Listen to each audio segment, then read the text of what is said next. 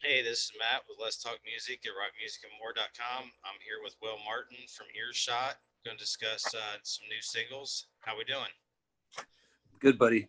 Good, good. I'm not fixing to sing or anything, but I'm doing all right.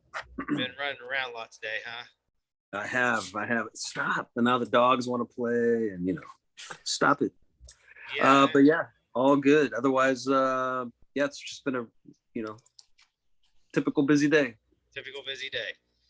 So let me the new singles. Let me get this here. Tongue Tied and You and I. Yep. Okay, Tongue Tied is an unplugged version, which I listened to and really enjoyed that one.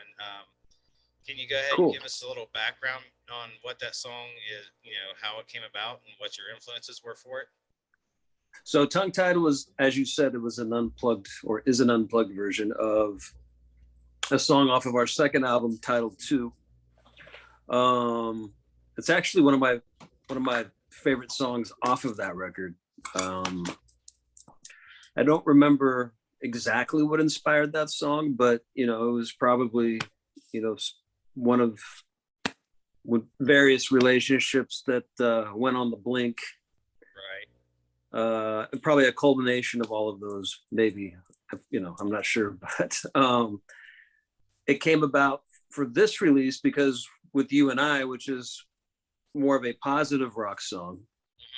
Um, and I was thinking about it actually because I've been asked several times, like, "What's You and I? Like, what inspired You and I?" Um, and I thought about this, and it dawned on me. Do you know the show on Netflix? I think it's Netflix. The show You. Have you ever seen that show? Have you watched that one? It's about a guy that's infatuated. He gets infatuated with these girls when he meets them, and then he's like real clingy. Anyway, it ends up being a killer. And then anyway, Nice. some people, you should check it out. It's a really interesting show, actually. It's called You. Okay. But anyway, I think that was a partial inspiration for that song.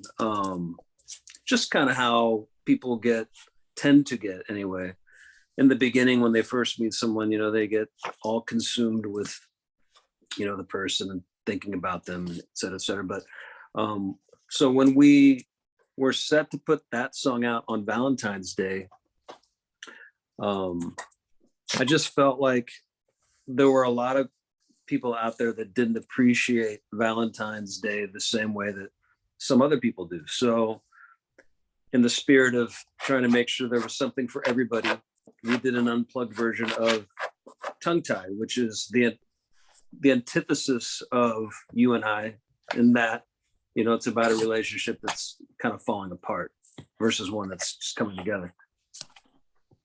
Okay. So let's go back to 2002. I read this that I thought was really cool. You guys did Headstrong on Queen of the Dam, Right. the soundtrack. And I mean, there was that's probably one of the best soundtracks to a vampire movie that I can think of. I mean, how'd that come about? I believe that came about because I believe it was a Warner Brothers movie, and we were signed to Warner Brothers. So I think our song was submitted for that soundtrack, and it just ended up being a good fit for what they were looking for. So that was just right place, right time, along with having a good song. Right. Have you did you actually watch the movie or? I tried to watch the movie. I never. I've tried watching it a few times actually, and I can never get past like the first 20, 30 minutes. It wasn't a movie that I got that really sucked me in at all. But I know Right. that there's a lot of people that really like the movie. Um, and there's people that hated the movie, but they loved the soundtrack. Right. So there's that. Yeah. So I mean, what's the next step for you guys? So the next step is we're going to be putting new music out every 1 to 2 months. Hmm. So we're already working on new stuff that'll be coming out in the next couple months, and then we're trying to see if we can patch at least a few shows together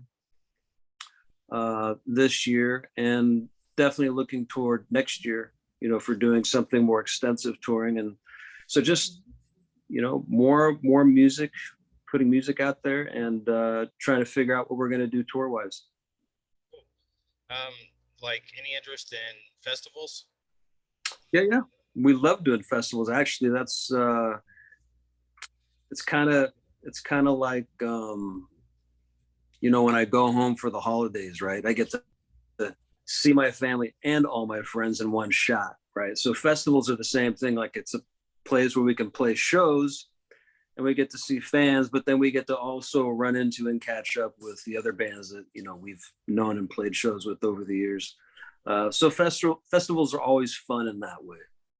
Yeah, I think that anymore that's the way to go. I mean, it's a usually a 1 to 3 day deal, and here in Columbus we had Rock on the Range. I don't know if they're gonna bring back anything like that.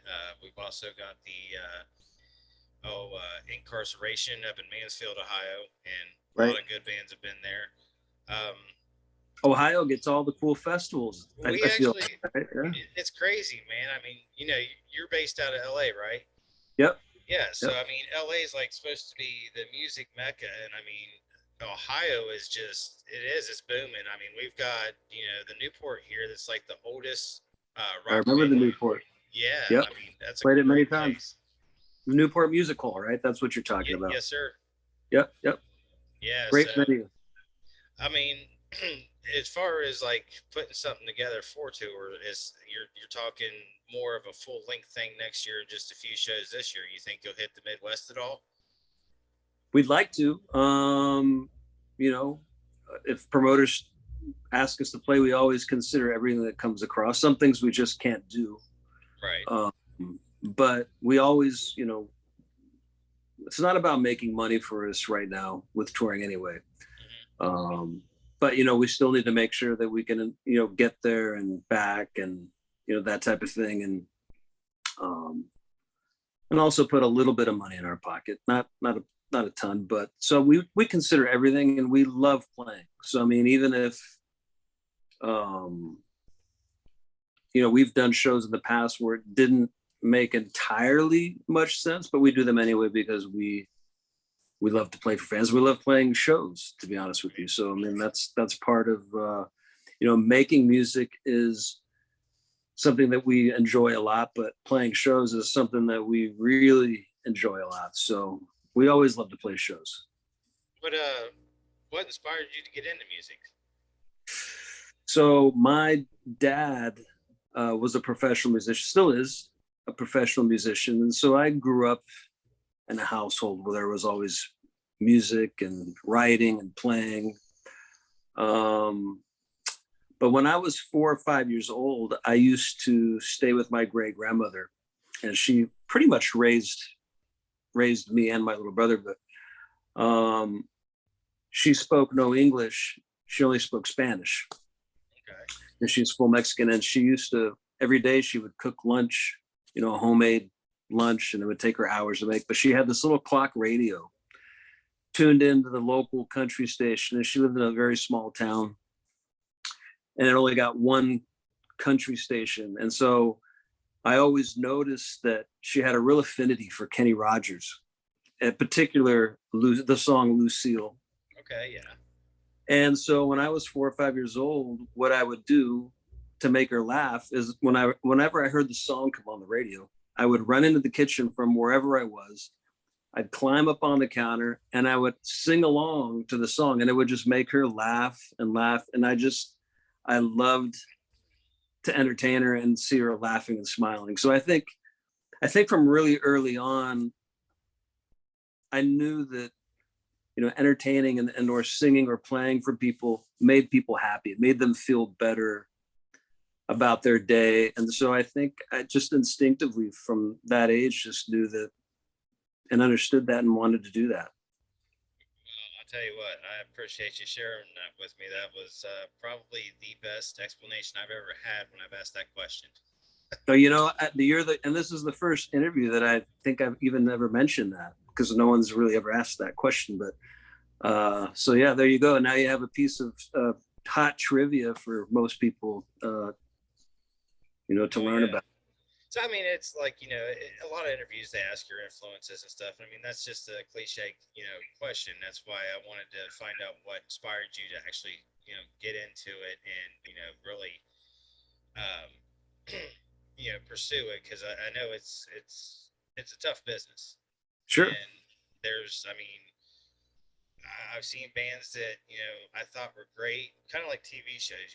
You find Hmm. a TV show and like it's 1.5 seasons they end it. I've seen bands I Right. thought were great, and then next thing you know they're gone. And I've seen bands that I'm like, how did these guys get signed? But Right. it's I hear you. it's I know it's a tough business. And I mean, you guys have been in it since what, '99? That's when we formed the band. Our first record came out in 2002. Okay, Um, but even before, we formed, I mean, I was in countless other bands, but as a guitar player, not as a singer. right. So Earshot, this band was actually the first band that I actually ever sang in as a singer. Every other band I was in before that, I was a guitar player. Okay, has and no disrespect, but has anybody ever told you that you sound a lot like oh, what's the dude from Deftones? Deftones or Tool? Deftones. No Maynard. one's ever no one's ever told me. I've never heard the comparison to Chino from Deftones. Never heard that one. It's always been Maynard from Tool. That's what I've gotten the entire time. And to that I say, at least people aren't saying that I look like Maynard. I'll Right. take sounding like him over looking like him any day. Right. So I mean, just the with the do you still play guitar as in all the time now, or do you just put more emphasis on singing, or what? I mean, I have several guitars, and I don't play them as much as I used to when I was learning, but I play enough to write. In fact, I have a pretty big hand in a lot of what we write, um, or record. Sometimes I hear things that it's just easier for me to just play than it is to explain to one of the other guys what I'm hearing. Right. And so I'll just play it. Um, so it does enable me to contribute to the writing process, to the arrangement process, and it's like I'm one of them, right? Like I'm not just the singer, like, oh, here he comes, but I'm a musician. Like I can play with them, I can sit down Right. and I can play songs with them and I can write with them. And so I think it just makes, the experience a lot easier for everybody all around. Okay. Yeah. I just Now I'm not as good as Aaron. Aaron's like on another level. Like I'm not really much of a lead player. I mean, I right. have some chops, but I mean, that he works on that every day, all day, and I don't. I mean, I maybe pick up a guitar once every couple of weeks, if that. So he's an extraordinary next level, kind of guitar player. Yeah. I was digging all of it. I mean, the music, the lyrics, everything. It really caught my attention, and that's Right why on, when Shauna and I talked, I was like, yeah, I'd love to do an interview. right on. Um, Thank you. so, do you ever? I mean, do you ever like do any kind of just playing around and do solo work? Come up with some solos or anything, or is it just straight, kind of a rhythm thing? I mean, I've done some solos, like on our Aftermath record. I think I put a solo on Now That It's Over on that track, and maybe another one somewhere. But yeah, because I don't practice. That's something that you really, takes a lot of refining. You have to constantly work on it every day, Right. or you lose it. And there was once upon a time where I could, but I just don't play regularly enough. And it would take me probably a solid 2 weeks to kick off some of the rust.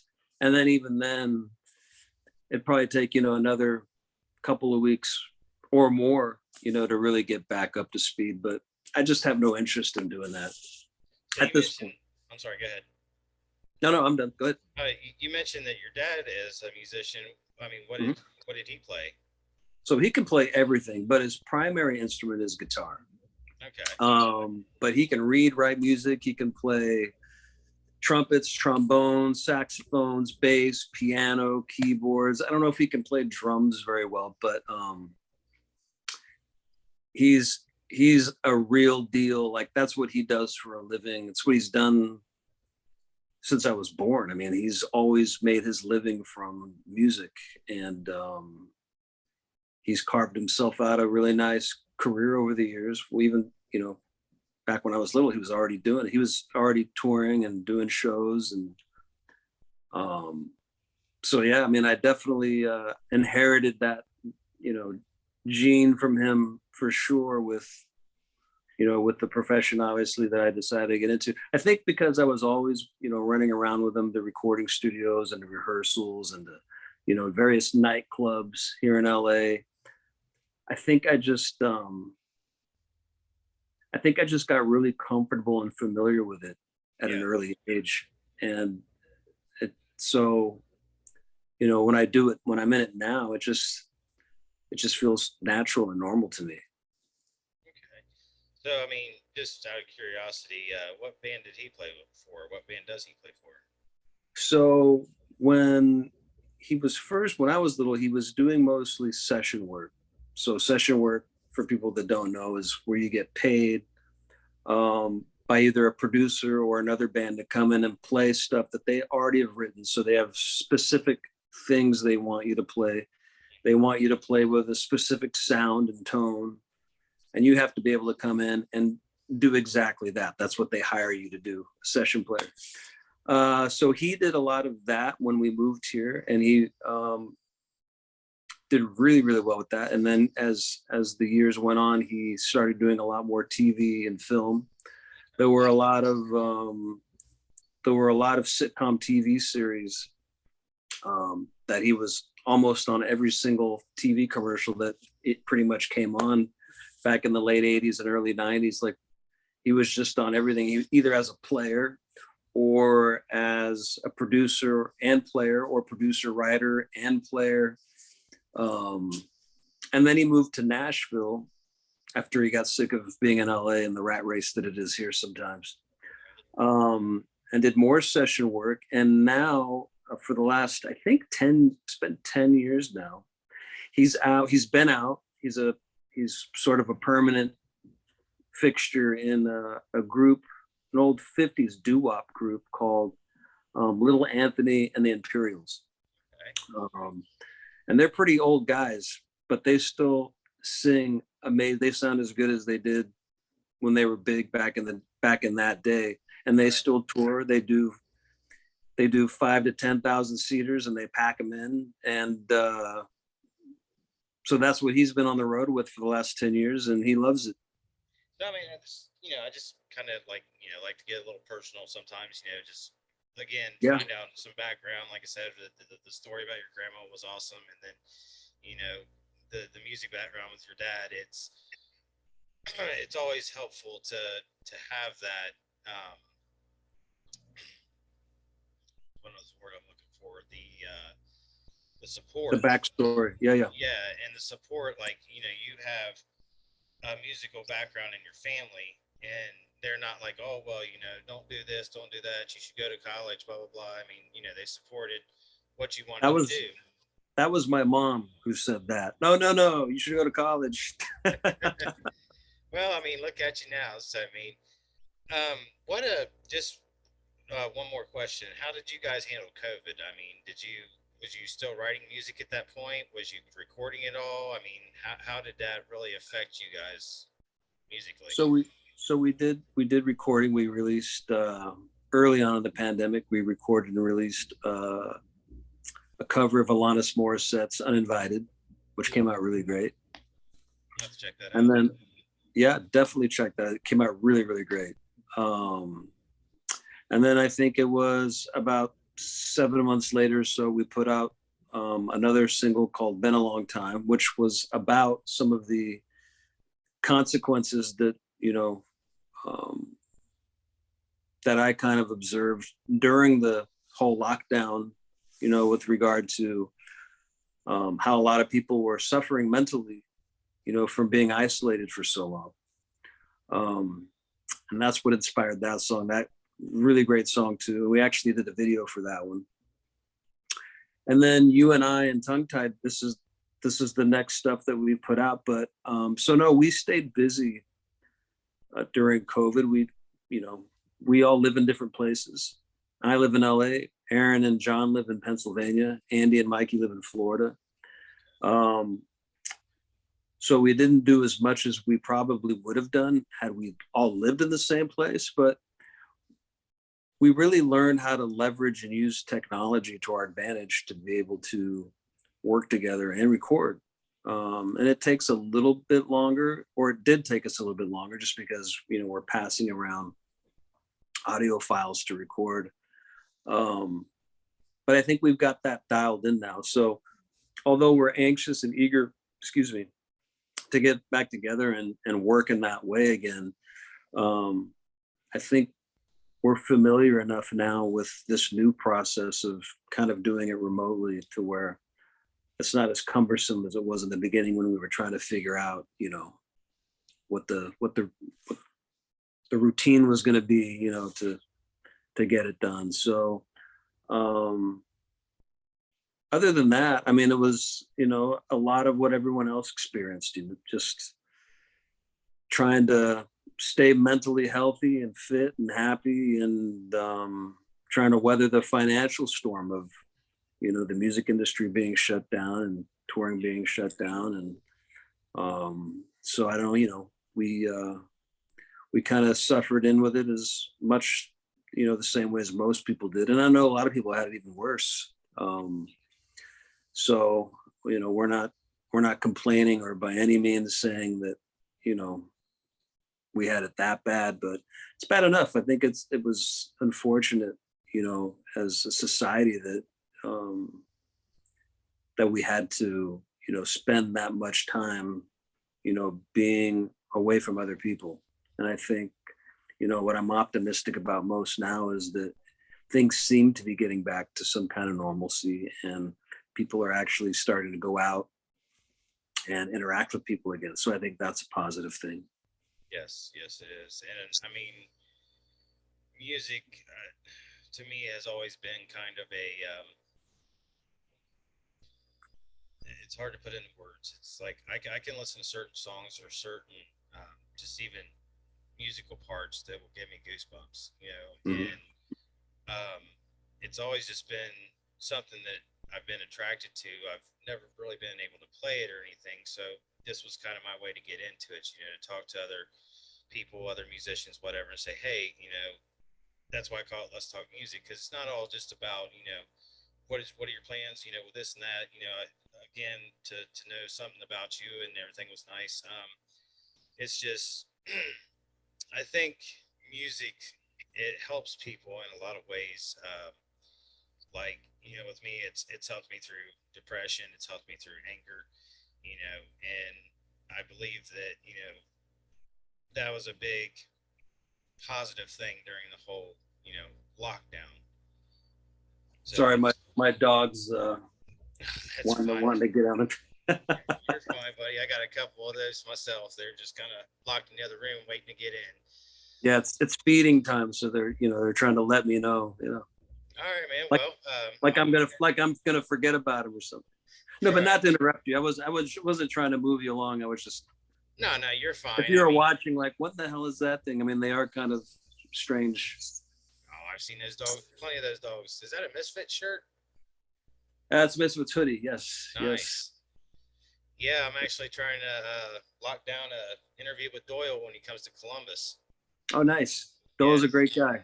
I've never had a chance to talk to him or anything. I know that he's one big fella, so especially for his age. He's amazing shape. Yeah, Amazing. He's a really exactly. sweet guy. Really sweet guy. Cool. I'll look forward to that. All right. Well, Will, I appreciate your time, and I will let Shauna know once I get this up online, and you guys can check it out. I appreciate all the information you shared with me, and you have a good. Let's see, it's what 5:30 It's there. Monday. Yep. Well, I appreciate it, and thanks for having me on. I know there's a million other gazillion bands that you could have had on here, and so thank you for thinking of us. Not a problem, sir. All right, my friend. You have a good one. You too. We'll do it again soon. Okay, sounds great. All right, bud. Bye bye.